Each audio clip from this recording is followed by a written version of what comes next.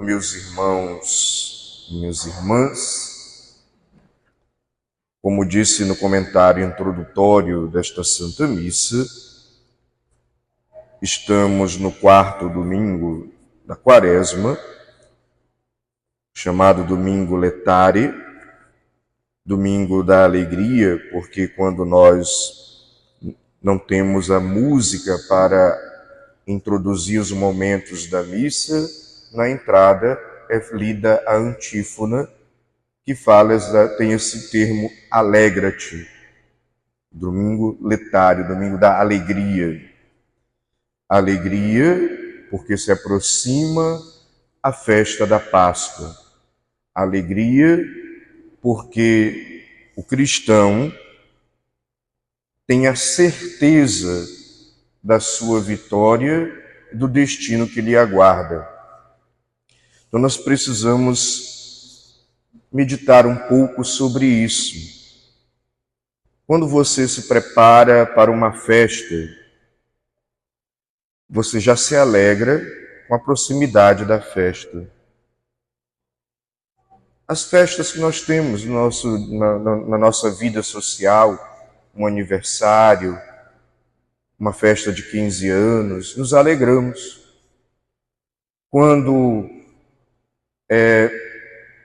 alguém da nossa família vai dar à luz, né? Vai trazer ao mundo uma nova vida, nós já ficamos naquela expectativa e nos alegramos com o nascimento daquela criança.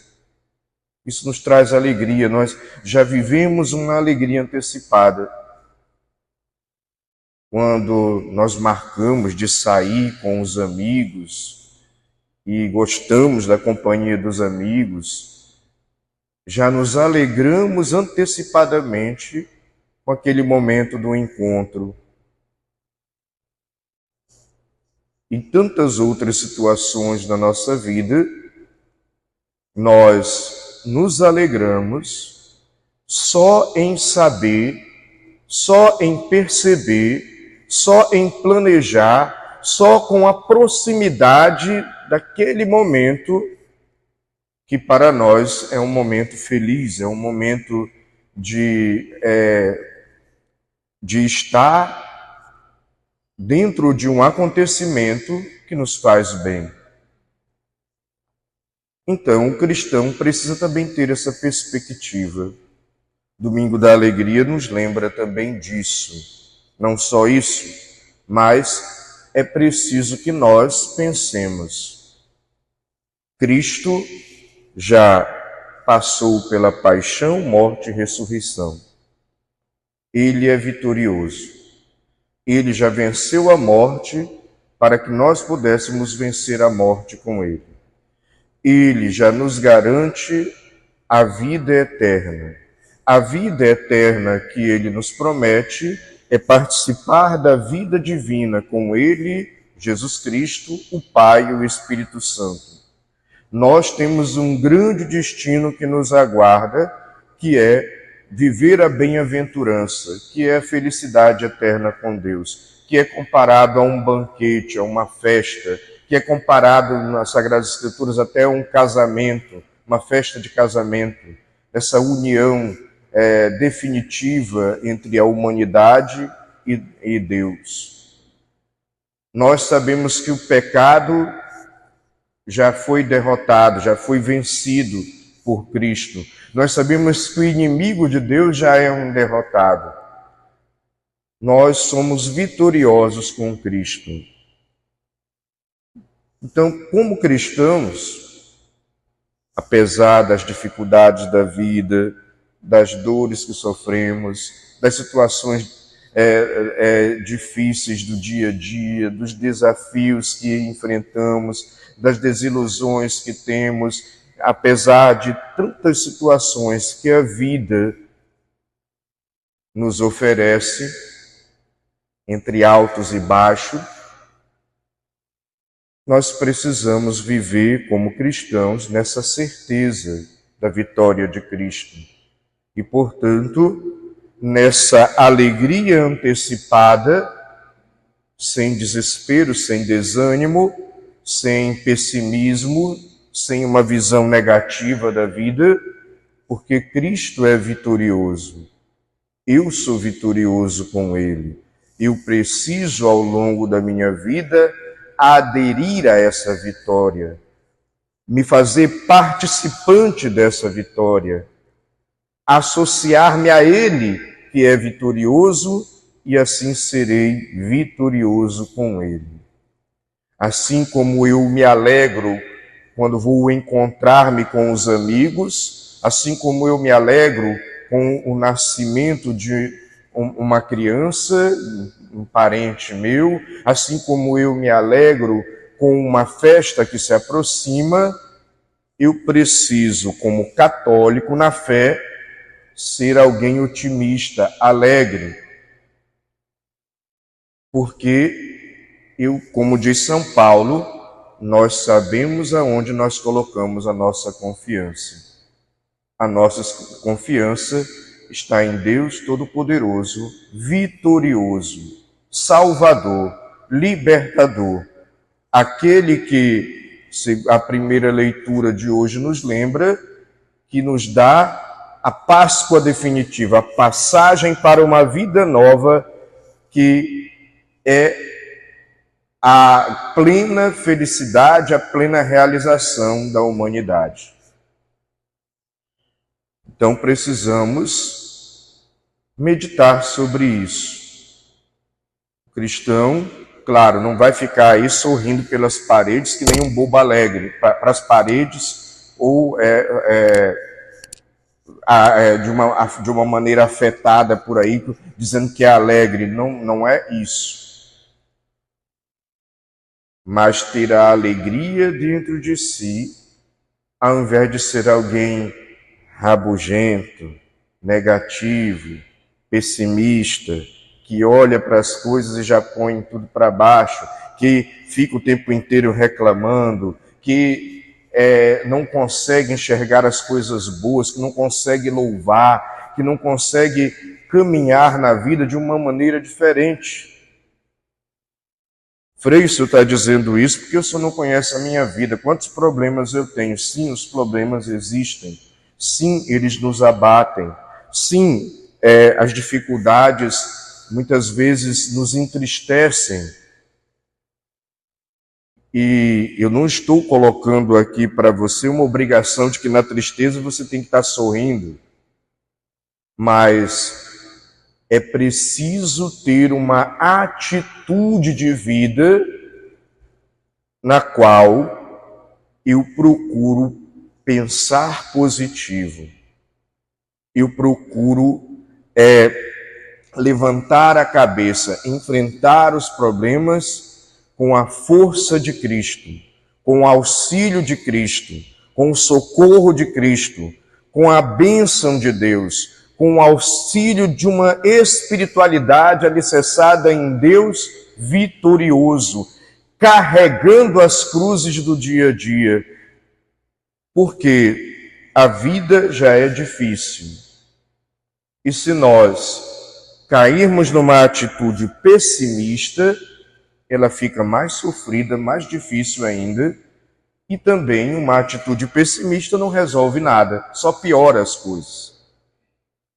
Eu sofro ainda mais porque eu fico remoendo coisas ruins dentro de mim.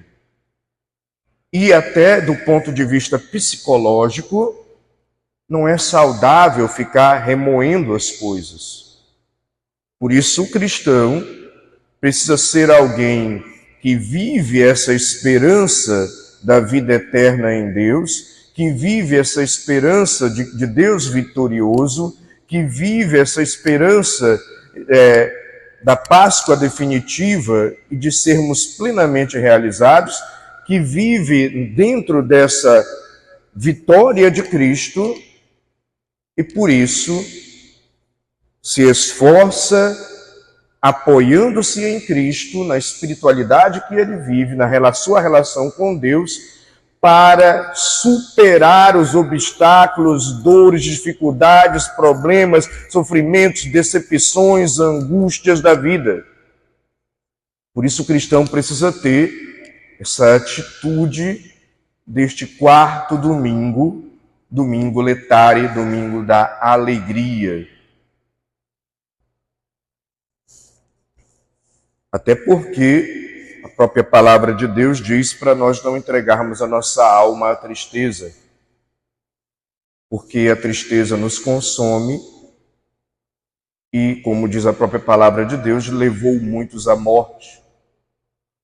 Portanto, é preciso ter uma atitude positiva, é preciso levantar a cabeça diante dos desafios da vida, é preciso apoiar-se em Deus, é preciso buscar sempre o seu auxílio, é preciso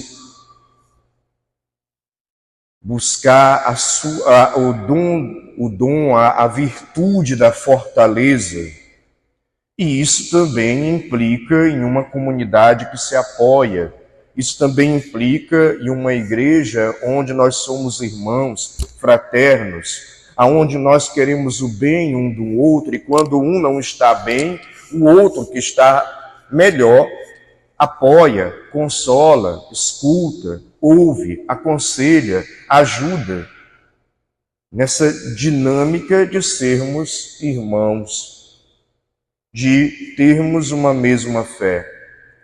E é aqui que eu entro dentro da parábola do filho pródigo, conhecida como a parábola do filho pródigo, que seria melhor chamá-la parábola do pai misericordioso. O irmão mais velho, ao invés de alegrar-se, de ter uma atitude otimista, positiva, com o irmão mais novo, que fez bobagem, ele errou. Ele, de fato, quando pede a herança, ele mata o pai ainda vivo.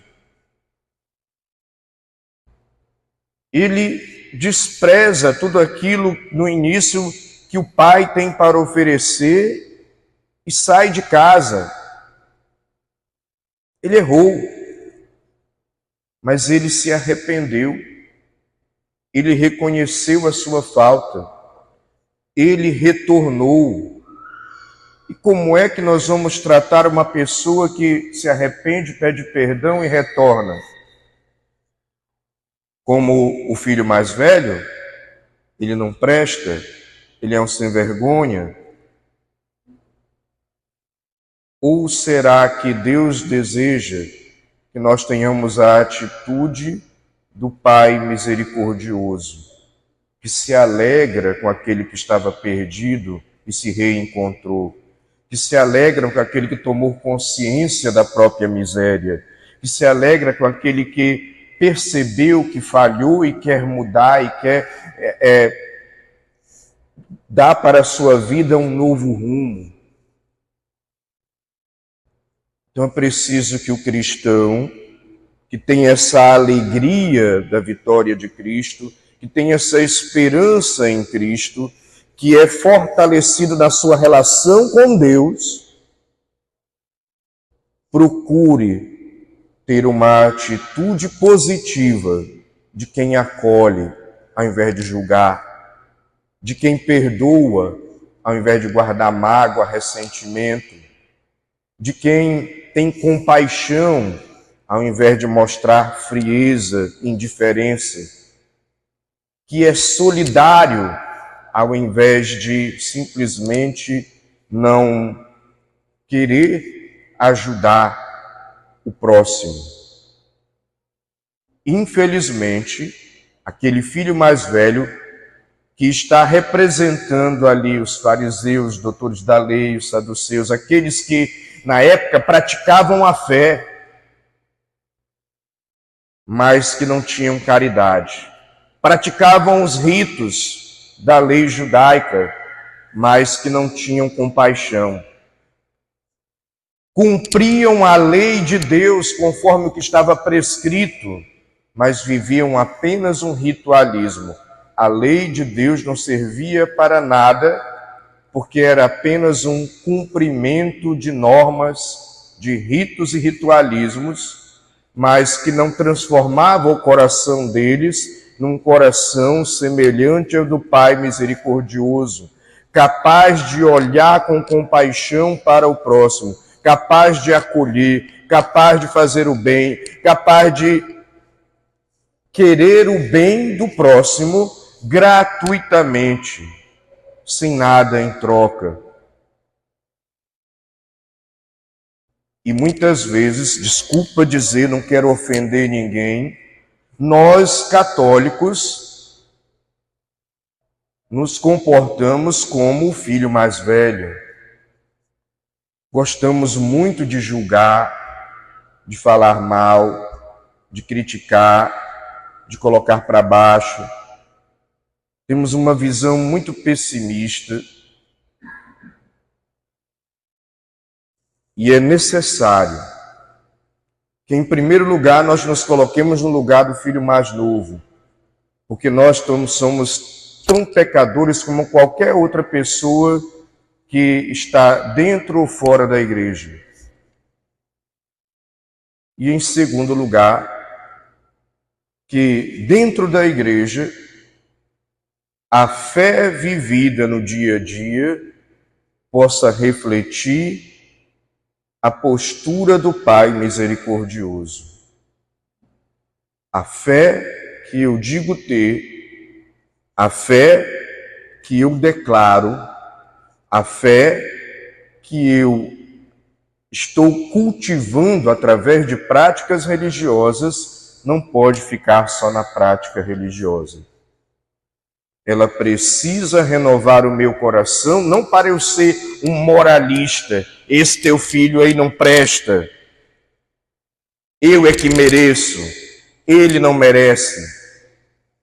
A prática religiosa, porque se entende que é uma relação com Deus, deve me fazer mais solidário, atitude positiva, mais amoroso, atitude positiva, mais misericordioso, atitude positiva, mais compreensivo, atitude positiva, mais bondoso, atitude positiva, mais acolhedor, atitude positiva, que tem a ver com a alegria de ser cristão e de ser portador de uma mensagem de amor. Portanto, aprendamos com o Pai misericordioso e assumamos o nosso lugar, porque eu, sinceramente, não consigo me ver como o filho que ficou em casa servindo. Sempre que escuto essa parábola, eu me coloco no lugar do filho que esbanjou, do filho que é pecador, do filho que precisa da misericórdia de Deus, do filho que precisa do perdão de Deus, do filho que é necessitado da graça de Deus, do filho que é um miserável e precisa da riqueza de Deus. Professemos a nossa fé.